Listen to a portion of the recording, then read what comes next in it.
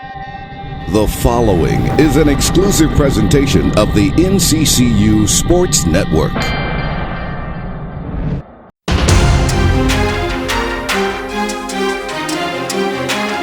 You know, it's a great win, especially after the break, kind of a tune-up game. As you can see, we're like the walking wounded right now. We got injuries all over the place. Pat Cole is hurt. Dante Holmes is hurt with his back. Jay Copeland, obviously, his situation. Jeremiah Wortham, the list goes on. There's more over here in street clothes than it is on the floor, it seems. But, we make no excuses. We got 5 young men that's capable of fulfilling our obligations, and we put them out there to be successful.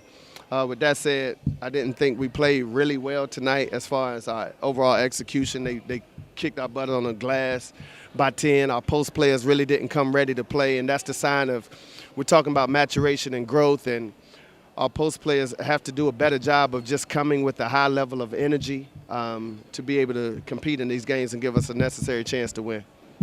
Question? You mentioned all the guys that are out. What's wrong with DeJuan Brad? I don't know the exact medical terminology for it, but I would say his toe hurt.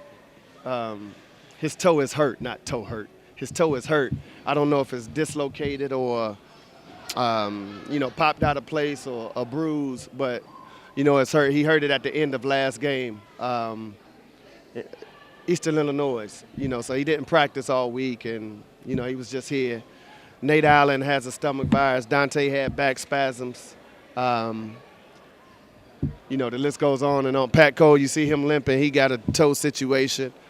So we just got to get healthy. And it's tough, and such is life, but nobody cares about our problems. If anything, they're glad we have them. So we'll move on and proceed. When did Jay get hurt? Was it against Southern? Yes, Southern, yeah. What's the prognosis on those guys? When do you hope to get everybody healthy? Is there a timeline at all? My hope is immediately, but the timeline, you're dealing with different young men, and, this generation is slightly different from ours. So I try not to put any pressure on them. I just receive the feedback necessary from the trainers.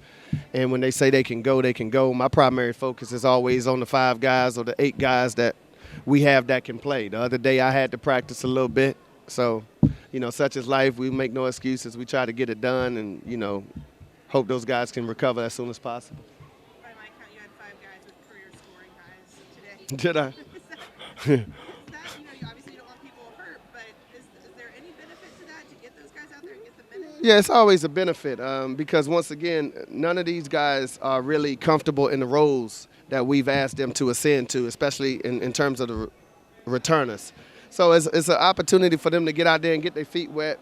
This was great for a guy like C.J. Wiggins, he's a freshman. He really don't understand the game on this level. He's been faster than everyone his entire life, and now he's at a level where everyone is fast. So now he got to understand the game and process it in no time scoring situation. And, he struggled with that at times, but as you can see, when he get in the open floor, it's hard to stop him, But the thing about basketball, especially around conference time, is not a whole lot of open floor basketball. It's a whole lot of execution that needs to take place. So we got to work on the mental aspect with him and get him comfortable in understanding how to run and manage a basketball team. Obviously, you said you weren't super thrilled with your guys today, but you had a 34-point lead at halftime. Is that just you guys are just more talented than Montreat, or what was working for you?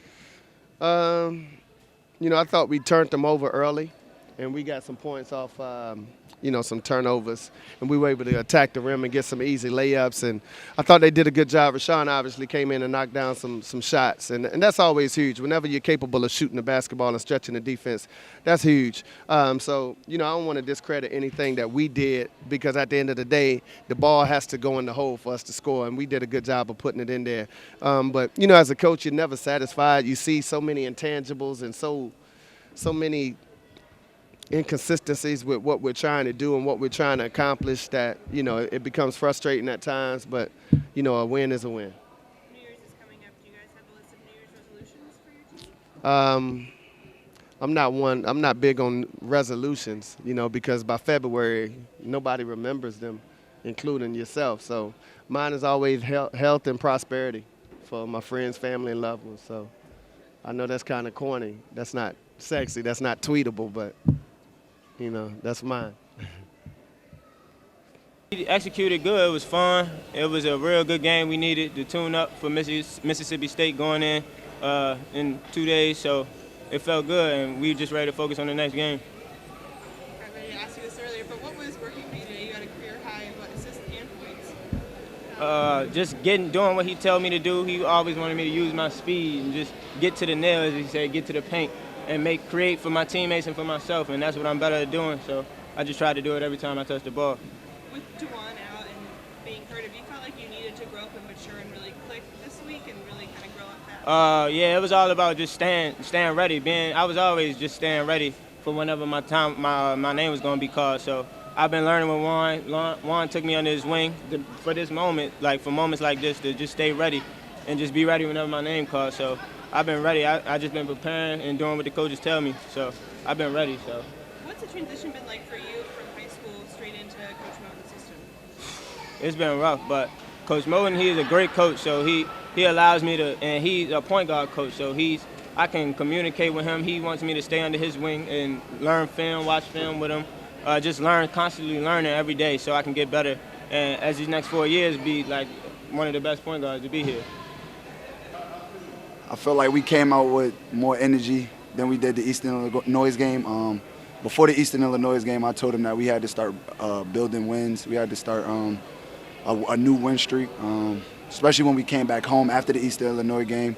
Told him that we had to start a new win streak, that the Howard game is over. And I guess they responded and came out with a lot of energy. It seemed like when you were waiting to be eligible, you were another coach on the bench, and now you get to coach from the floor. What's that been like for you? I'm trying to coach myself first before I can coach anybody else. So right now, I'm just trying to learn his Coach Moton's system for myself to be able to be an extended coach on the floor. Because he expects a lot from me. So right now I'm really trying to it's my 5th game back, so I'm really trying to coach myself to where we get late January, early February, and then into March. Now I can start coaching these guys and putting them in right positions for us to get bigger wins and meaningful wins down the stretch of the season. I have to talk a lot more. He said, great players talk a lot, and right now that I'm not talking on the floor, so I have to. In order to become a great player, I have to learn how to talk and communicate the proper way. So he's teaching me that. He's helping me a lot with talking on the floor and reminding me that every time I'm on the floor, I have to talk. You have to talk defensively, offensively, in huddles, out of huddles. So I'm just trying that right now, more communication to my teammates. Obviously you're a new guy on this team, and you come in and you're an immediate leader. Is that difficult to step into this, like your 3rd team, and everyone immediately starts kind of looking to you? I mean, it's honestly been like that my whole life. Like every team I've been on, I've been looked to as a leader. So I mean, it's not hard to become a leader, but Coach Moton is teaching me how to become a leader the right way. Honestly, he's helping me become a winner because my college career resume right now is that I'm not a winner, and to get past that, I have to accept that first. So he's helping me, become a winner and learn how to lead the right way. So that's really my look on it. You mentioned that everyone's kind of looked to you as a leader. Is it something that you say, hey, I want to be a leader, or why is it that you're that guy? I guess it's because my passion, the way I play basketball. I really love the game of basketball, like to no end. So I guess it's probably that passion, that fire that he sees in me. Honestly, I don't know why. He's not the first coach, so I mean, I guess it's a characteristic that I have is being a leader. But he's teaching me to become the right leader, so I could take the next step with the game of basketball. Do you like being in that role? Do you like being the go-to leader that every coach is like, right, this is the guy? Yeah, I like it because the positivity helps, but I like the negativity more because it helps you.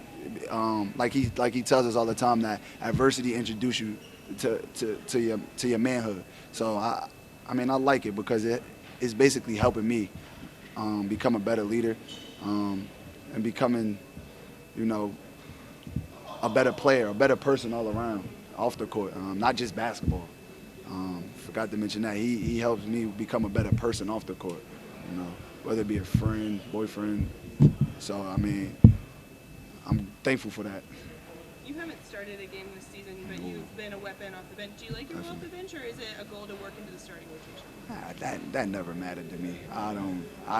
When I get on because when you step on the court, it's like you're on the court now. Nobody's like, oh, he came off the bench or he started. It's like once you get on the court, it's like that 5 is on the court now. What is he going to do? So I never really cared about coming off the bench or starting. But the reason why I don't start is because of me. It's not because of nobody else. It's not because of him. It's not because of teammates. It's because of me. Like I told you, he wants me to become a leader, and I had bad leadership qualities. So he's teaching me how to curve that, so where I become a better leader and then eventually probably become a starter.